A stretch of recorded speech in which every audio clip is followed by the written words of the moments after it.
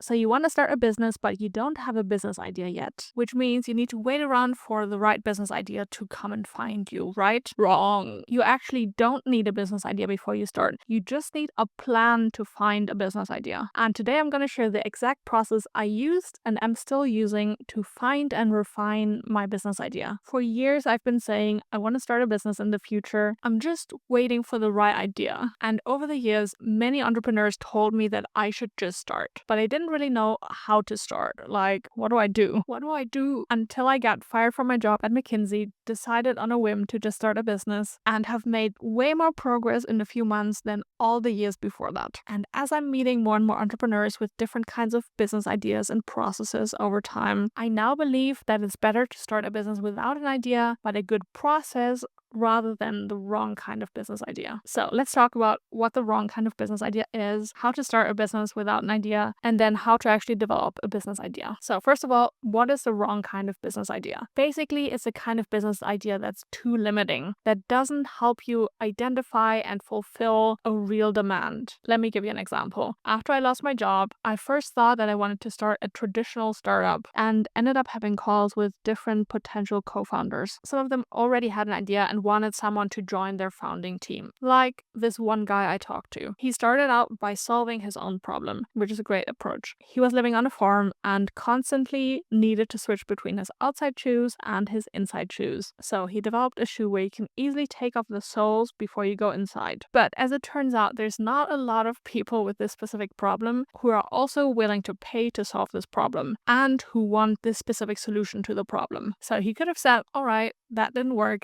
Let me find a new problem to solve. But instead he said, well, let me figure out who else might want a shoe like that. Maybe people who go to the gym, maybe people who work on boats, maybe people working in clean rooms. In other words, he's set on the solution and he's trying to find a problem for it. And he absolutely could find a pressing problem that this shoe solves, but there's no guarantee at all. And if he finds a problem, this new problem could be something he has no knowledge in, no relevant connections, no unique advantage. And as long as he has not identified what problem he solves and for whom, he can't really talk to potential customers to learn from them and figure out their most pressing problem and test alternative solutions, because basically anyone and no one is a potential customer. Instead, he has to go around from group to group and ask, do you want this? Do you want this? Do you want this? So that's what I mean by the wrong kind of business idea. An idea that is too limiting and has a high risk of getting you stuck. And essentially this happens if you confuse a business idea for a product idea. You get set on one specific solution. Great. So we drop our wrong kind of business idea and we're back to square one. No business idea. What do we do? How do we start a business without an idea? Okay, this step is gonna sound dumb, but we make the decision that we're now starting a business and we schedule time in our calendars to work on the business. This is important because we're no longer waiting for the idea to come to us. We're developing our idea in the time that we just scheduled, which brings me to the third part, how to develop a business idea. This is our mission now, developing a business idea. And we can break that down into 3 components that we need to develop and validate. A real problem, a target customer with that problem, plus a solution that solves the problem for that customer. We have 2 options. We can start with a problem or we can start with a customer. We cannot start with a solution because, like I said before, that is too limiting and it can get us stuck. And I think it's actually good to work this problem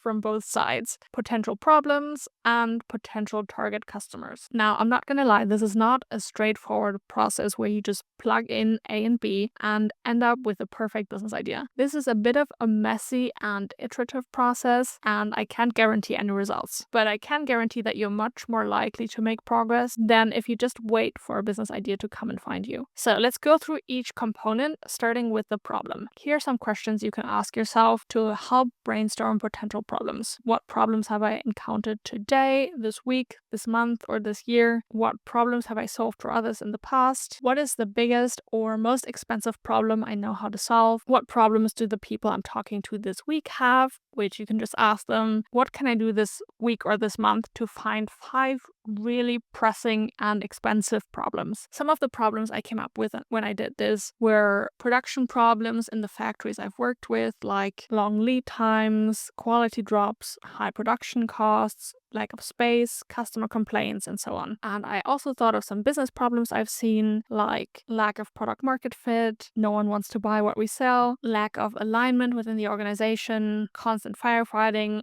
not being profitable, lots of problems that I've witnessed in businesses that I've either worked for or worked with. And the one thing that really matters when picking a problem is that it's a real problem and that someone wants to pay to solve it, which brings me to the target customer. If you already identified a list of interesting problems, you can now brainstorm all the groups that have these problems. So for the production problems I found, I basically listed all kinds of manufacturing businesses in different industries, factories, machine builders, manufacturing startups, and physical product-based businesses in general. And for the business problems, basically all kinds of businesses, but especially those that are big enough to really feel the impact already, but not mature enough to have solved these problems, which is of course not detailed enough at all, but that's perhaps for a future video on really defining your positioning. In the beginning, it's normal to have much more of a high-level view of your potential target customers. Okay, so we've covered how to start with a problem and then brainstorm target customers, but you can also start with a target customer and then figure out what problems they have. To do that, you can just brainstorm all the groups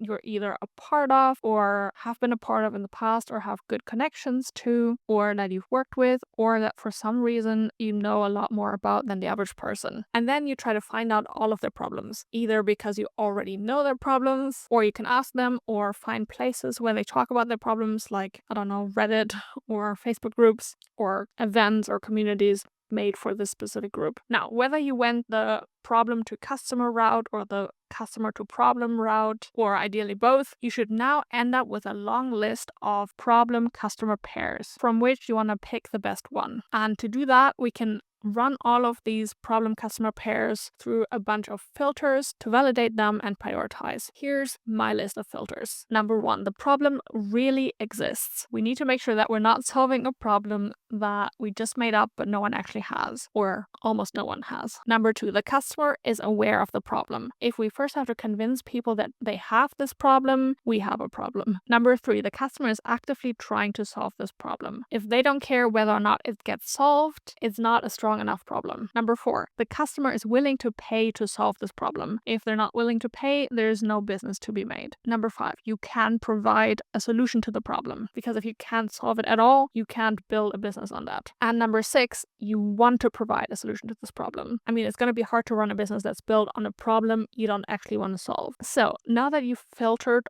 all of your ideas, you should either have a short list or maybe even just one problem customer combination left over. And that's when we can start thinking about specific solutions, which ideally we just ask our target customers how they would like that problem to be solved. And they probably won't say, I want this problem solved with a monthly software subscription or with a course or with a 1-hour advisory call. But they might say something like, I don't care what I have to pay, I just don't even want to have to move a finger anymore to solve this. Or they say, I just want a cheap tool that helps me get it done faster. Or I just want to be able to call someone for advice when I need it. Or I want someone to teach me everything there is to know about this so I can confidently do it myself. Which is really helpful because we want to make sure that the customer is not only willing to pay to solve this problem, but that they accept the way in which we solve the problem and are willing to pay for our specific solution, which is not a given. That doesn't mean they're 100% right in what solution you should create or that you can't come up with creative new ways to solve the problem, but you do want to make sure that they accept your solution and are willing to pay for it. Now,